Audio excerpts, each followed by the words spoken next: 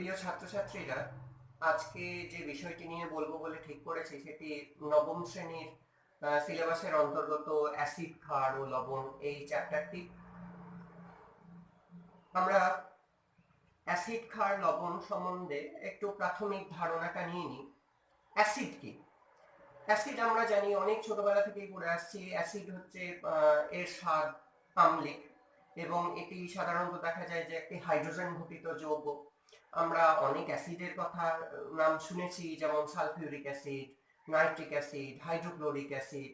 এছাড়াও কিছু জৈব অ্যাসিডের কথাও আমরা জানি, যেমন আমরা জানি যে পিঁপড়ের মধ্যে ফর্মিক অ্যাসিড রয়েছে। আবার আমরা যে রান্নার কাজে অ্যাসিড ভিনিগার ব্যবহার করে থাকি সেটিও একটি অ্যাসিড। সুতরাং এরকম প্রকৃতিতে অনেক জৈব এবং অজৈব বা খনিজ অ্যাসিড কিন্তু রয়েছে। এখন আমরা সরাসরি চলে যাচ্ছি যে আর্হেনিয়াসের তত্ত্ব অনুযায়ী, মানে বিজ্ঞানসম্মতভাবে যদি বলতে হয় তাহলে সেই তত্ত্ব অনুযায়ী আমরা অ্যাসিডের কি সংজ্ঞা দিতে পারি। তাহলে প্রথম দেখি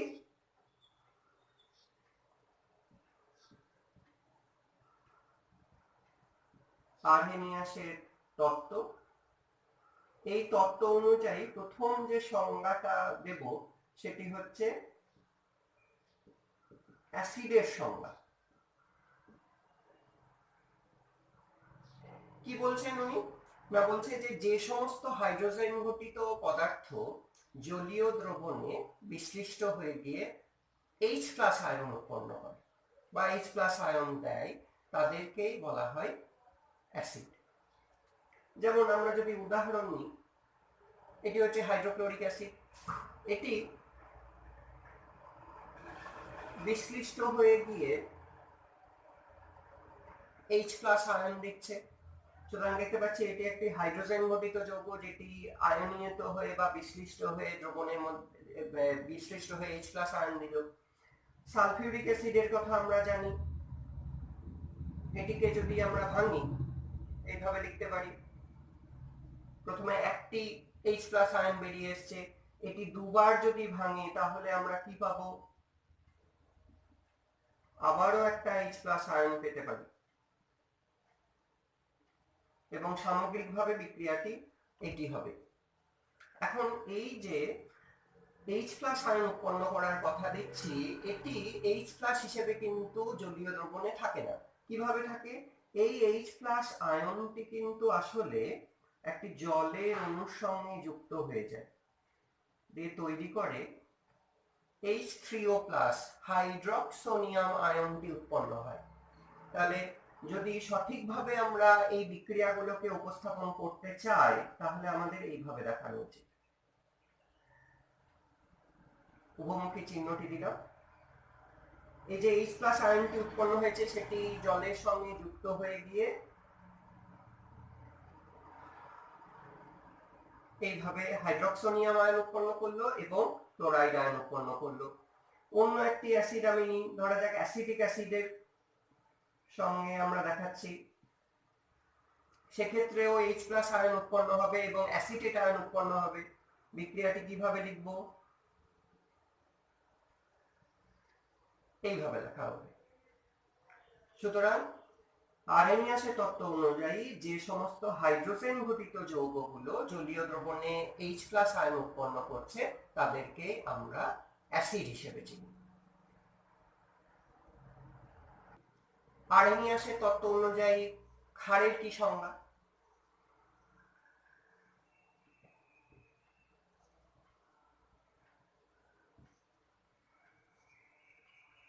এই তত্ত্বে বলা হচ্ছে ক্ষার হচ্ছে সেই পদার্থ যা বিশ্লিষ্ট হয়ে গিয়ে OH- আয়ন উৎপন্ন করতে পারে। তার মানে ধরা যাক NaOH, এই উদাহরণটি আমরা নিচ্ছি। NaOH একটি ক্ষার, এটি বিশ্লিষ্ট হয়ে গিয়ে Na+OH-, এই যে OH- আয়নটি উৎপন্ন হলো, এই জন্য এটিকে আমরা বলবো ক্ষার। অন্য একটি উদাহরণ নিই,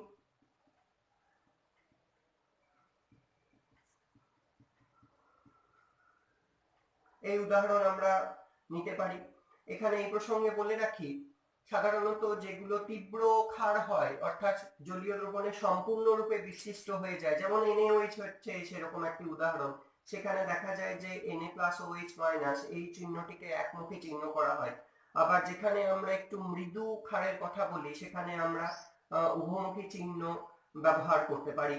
অর্থাৎ দুটি সম্ভব, যেমন NH4OH ভেঙে গিয়ে এইটি উৎপন্ন হচ্ছে আয়নগুলি, আবার কিছু ক্ষেত্রে দেখা কিছু কিছু আয়ন আবার যুক্ত হয়ে কিন্তু NH4OH উৎপন্ন করবে, অর্থাৎ এইটি সম্পূর্ণরূপে বিশ্লিষ্ট হয় না। কিন্তু এই প্রসঙ্গে একটি কথা উল্লেখ করা যেতে পারে যে সমস্ত বিক্রিয়াই আসলে কিন্তু উভমুখী বিক্রিয়া, এবং সেটি নির্ভর করে যে সম্মুখ বিক্রিয়াটি কত বেশি জোরালো সেই অনুযায়ী, মানে সেটি যদি সম্পূর্ণরূপে বাঁ দিক থেকে ডান দিকে চলে যায় তাহলে কিন্তু আমরা এই চিহ্নগুলি ব্যবহার করতে পারি। এমনিতে আমি যদি এখানেও এই চিহ্নটি ব্যবহার করি সেটিতেও কিন্তু এটিতে ক্ষতি কিছু নেই, আমরা উভমুখী চিহ্নটি ব্যবহার করতেই পারি।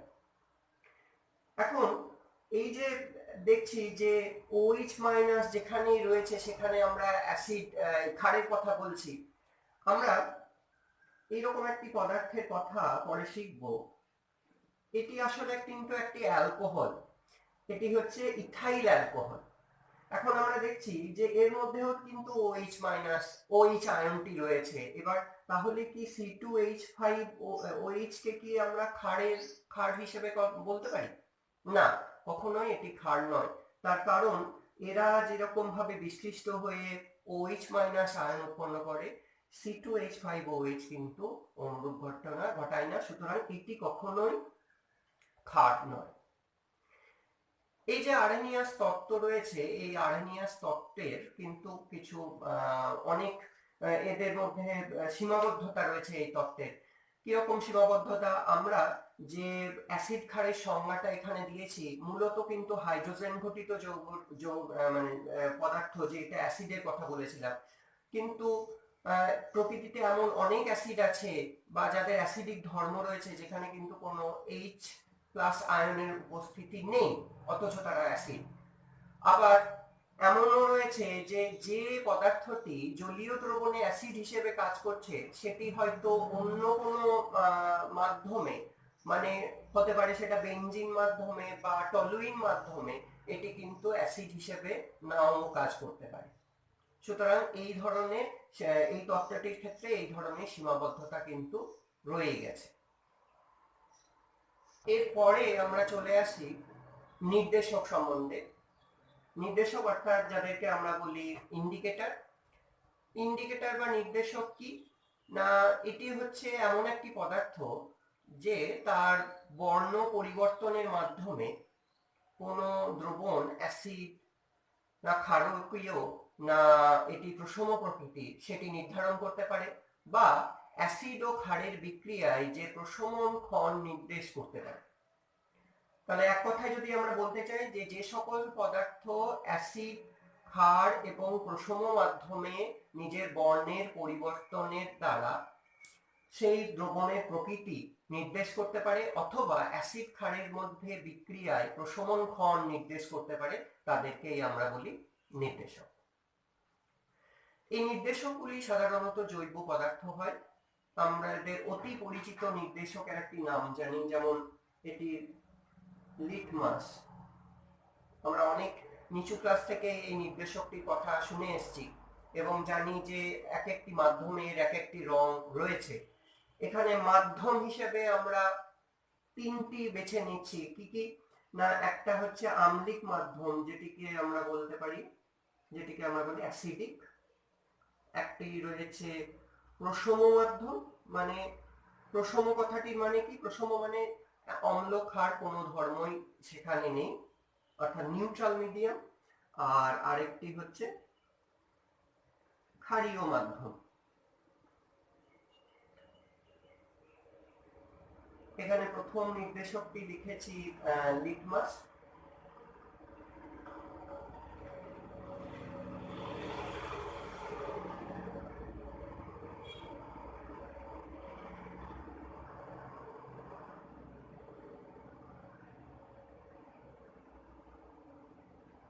এই লিটমাসটি আম্লিক মাধ্যমে যে বর্ণটি দেয় সেটি হচ্ছে লাল, প্রশম মাধ্যমে এটি বেগুনি এবং ক্ষারীয় মাধ্যমে এটি নীল বর্ণ ধারণ করে।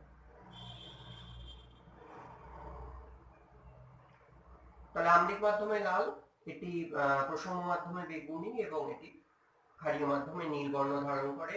লাইকেন নামক এক ধরনের উদ্ভিদ, সেখান থেকে এটিকে পাওয়া যায় এবং এইটির একটি বিশেষ ধর্ম রয়েছে, সেটি হচ্ছে অ্যাসিড ক্ষারকে চেনানোর ধর্ম।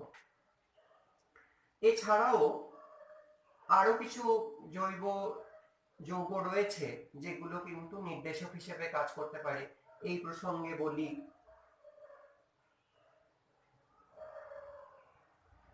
ফেনপথ্যালিন।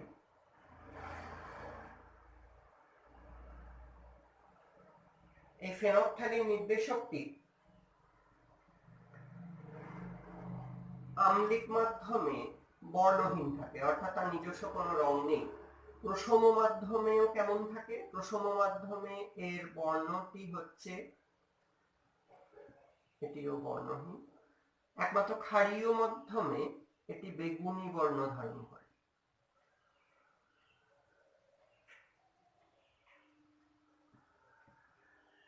পরবর্তী উদাহরণ নিচ্ছি মিথাইল অরেঞ্জ।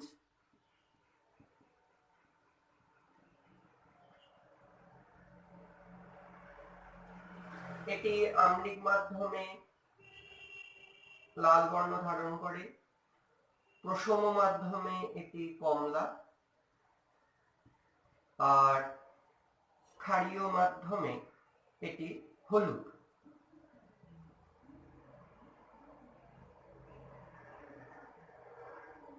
এছাড়াও আরেকটি নির্দেশক আছে মিথাইল রেড। এই মিথাইল রেড প্রশম মাধ্যমে কমলা, আম্লিক মাধ্যমে লাল এবং মানে হলুদ বর্ণ ধারণ করে।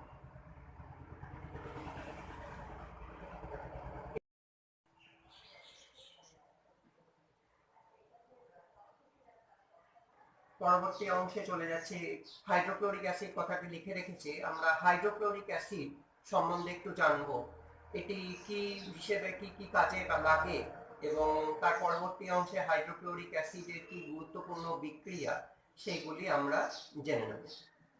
হাইড্রোক্লোরিক অ্যাসিড রঞ্জক, মানে যেগুলোকে ডাই বলা হয়, সেটি প্রস্তুত করতে, ড্রাগ প্রস্তুত করতে, রং, ফটোগ্রাফিক শিল্পে কাজে লাগে।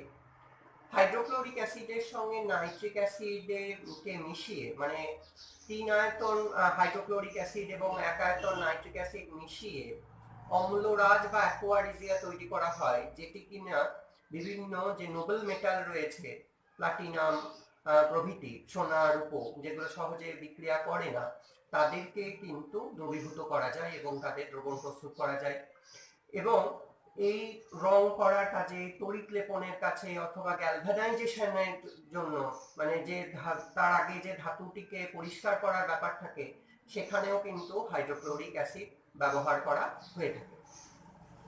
সুতরাং আমরা একটু বইটা দেখে নেব, পাঠ্যপুস্তকে দেখে নেব যে গুরুত্বপূর্ণ ব্যবহারগুলি কি রয়েছে।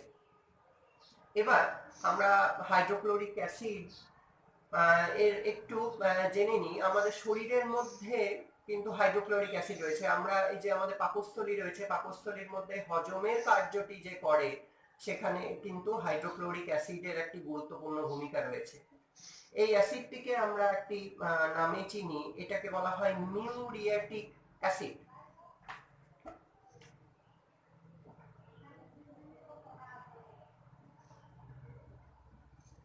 মিউরিয়েটিক অ্যাসিড অনেক সময় কোশ্চেন আসে, এগুলো শর্ট কোশ্চেন, যে মিউরিয়েটিক অ্যাসিড কি। মিউরিয়েটিক অ্যাসিড হচ্ছে হাইড্রোক্লোরিক অ্যাসিড। এবার আমরা একটু এর বিক্রিয়াগুলো জেনে নিই, কোন কোন গুরুত্বপূর্ণ বিক্রিয়াগুলোকে আমাদের পড়ে নিতে হবে।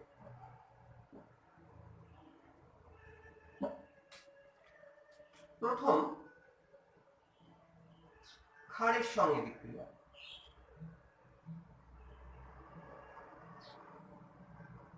আমরা জানি যে অ্যাসিডের সঙ্গে ক্ষারের বিক্রিয়ায় লবণ ও জল উৎপন্ন হয়, এটি সমস্ত অ্যাসিডের ক্ষেত্রে প্রযোজ্য। একটি করে উদাহরণ আমরা শিখে নিই।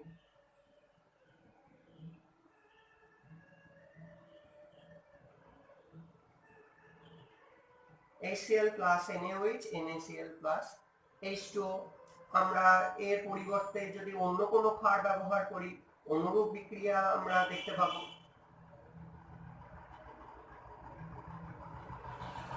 NH4OH নিলাম, লবণটি যেটি উৎপন্ন হবে NH4Cl জল। সুতরাং অ্যাসিডের সঙ্গে ক্ষারের বিক্রিয়ায় একটি লবণ উৎপন্ন হয় এবং তার সঙ্গে জল উৎপন্ন হয়।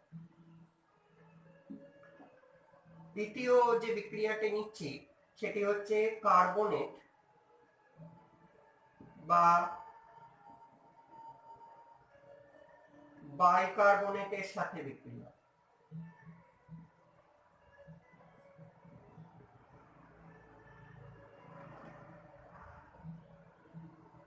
উদাহরণ নিই সরাসরি। ক্যালসিয়াম কার্বনেট, আমরা এটিকে চুনাপাথর হিসেবে আমরা চিনি। ক্যালসিয়াম কার্বনেটের সঙ্গে আমরা HCl এর যদি বিক্রিয়া ঘটাই, কি হয়?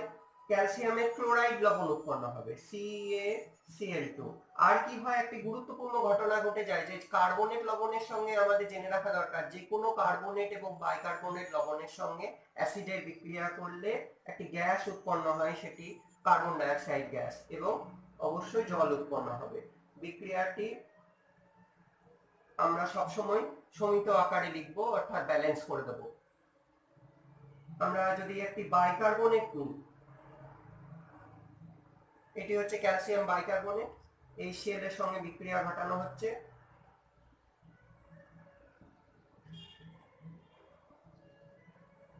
বিক্রিয়াটি এইভাবে লেখা যাবে, এবং বিক্রিয়াটিকে আবারও বলছি যে সমিত আকারে, অর্থাৎ ব্যালেন্স করে নিতে হবে, উভয় পক্ষ সমান করে নিতে হবে।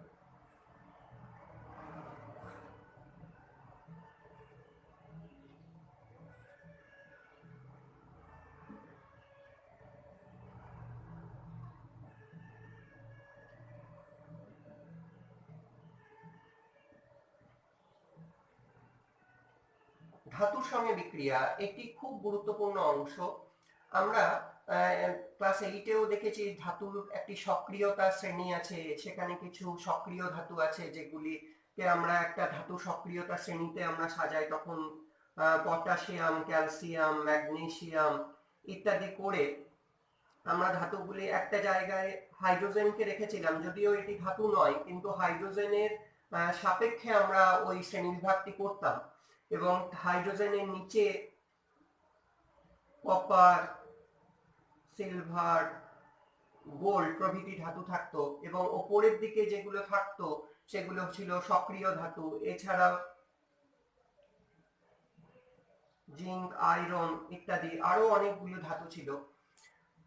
সক্রিয়তা শ্রেণীতে আমরা জানি যে যেগুলো সক্রিয় ধাতু হয় তাদের সঙ্গে খুব সহজেই, মানে লঘু অবস্থাতেই অ্যাসিড বিক্রিয়া করতে পারে, লঘু HCl বিক্রিয়া করে হাইড্রোজেন উৎপন্ন করতে পারে। অর্থাৎ হাইড্রোজেনের উপরে যারা রয়েছে সেই সমস্ত ধাতুগুলি অ্যাসিডের সঙ্গে বিক্রিয়ায় লঘু এবং শীতল অবস্থাতেই, কিছু কিছু ক্ষেত্রে কোনো ধাতুর ক্ষেত্রে সামান্য তাপ দেওয়ার প্রয়োজন হয়, কিন্তু খুব সহজেই হাইড্রোজেন গ্যাস উৎপন্ন করতে পারে। যেমন জিঙ্কের সঙ্গে আমি যদি HCl এর বিক্রিয়াটি লিখি, তাহলে এর ক্লোরাইড লবণ উৎপন্ন হবে এবং হাইড্রোজেন গ্যাস উৎপন্ন হবে।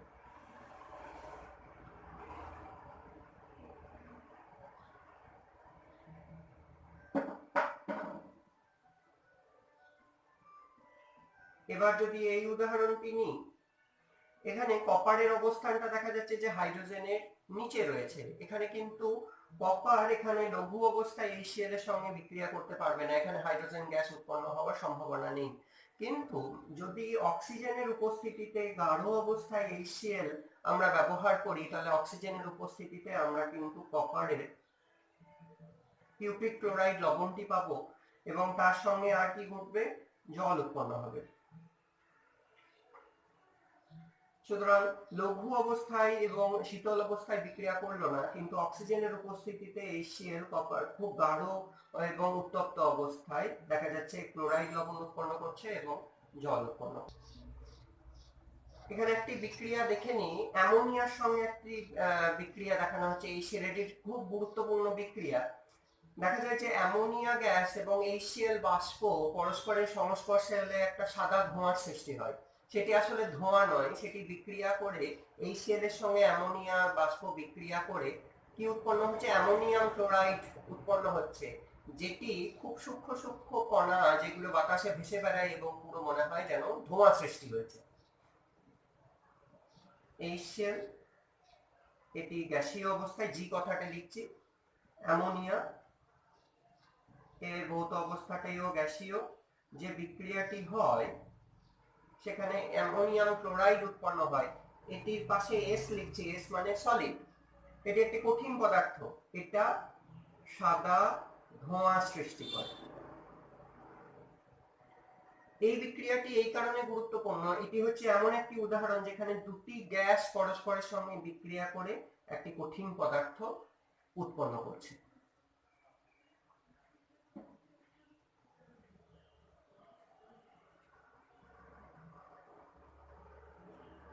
এবার আমরা দেখে নিই এই অ্যাসিডটিকে শনাক্তকরণ কিভাবে করা সম্ভব, অর্থাৎ কিভাবে চিনব যে এটি হাইড্রোক্লোরিক অ্যাসিড। এই যে বিক্রিয়াটি লিখলাম, এটিও একটি শনাক্তকরণ বিক্রিয়া হতে পারে, যেখানে এই অ্যামোনিয়ার সংস্পর্শে এলে যে গ্যাসটি ধোঁয়া সৃষ্টি করতে পারে বা এই পদার্থটি উৎপন্ন করে সেটি অবশ্যই HCl।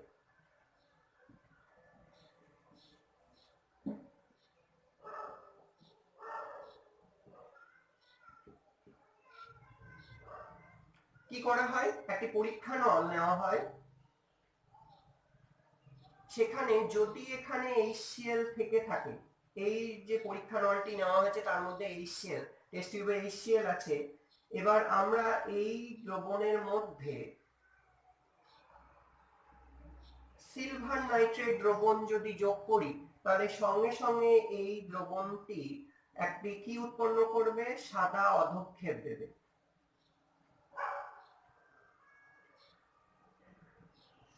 যদি এটি সাদা অধক্ষেপ দেয় তাহলে বুঝতে হবে যে এটি HCl, এবং এই অধক্ষেপটি কিন্তু HNO3 তে দ্রবীভূত হবে না, কিন্তু যদি এর মধ্যে অ্যামোনিয়া হাইড্রোক্সাইড যোগ করা হয় তাহলে সেই অধক্ষেপটি কিন্তু দ্রবীভূত হয়ে যেতে পারে। কি হয় আসলে বিক্রিয়াটি, HCl এর সঙ্গে সিলভার নাইট্রেট ব্যবহার করা হয়েছে, এটি বিক্রিয়া করে কি হয়, AgCl উৎপন্ন হয়। এই AgCl এর সাদা অধক্ষেপটি আমরা পাই এবং HNO3 যেটি উৎপন্ন হচ্ছে সেটি হলো সিলভার ক্লোরাইড, যেটি কিনা সাদা। যেটি বলছিলাম যে অতিরিক্ত HNO3 মাধ্যমে কিন্তু অধক্ষেপটি দ্রবীভূত হয় না, কিন্তু এই দ্রবণের মধ্যে যদি অ্যামোনিয়াম হাইড্রোক্সাইড দ্রবণ যোগ করে দেওয়া হয় তাহলে কি হতে পারে,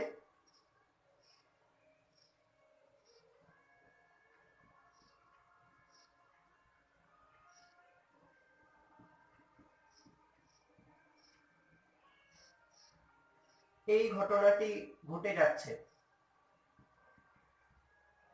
এই বিশেষ একটি লবণ উৎপন্ন হচ্ছে যার ফলে সেটি দ্রবীভূত হয়ে যায়, অর্থাৎ এটি হচ্ছে হাইড্রোক্লোরিক অ্যাসিডের শনাক্তকরণ বিক্রিয়া। আমরা পরবর্তী লেকচারগুলোতে অন্যান্য অ্যাসিড, তাদের গুরুত্বপূর্ণ বিক্রিয়া এবং ক্ষার, তাদের গুরুত্বপূর্ণ বিক্রিয়া, এগুলি নিয়ে ফিরে আসবো।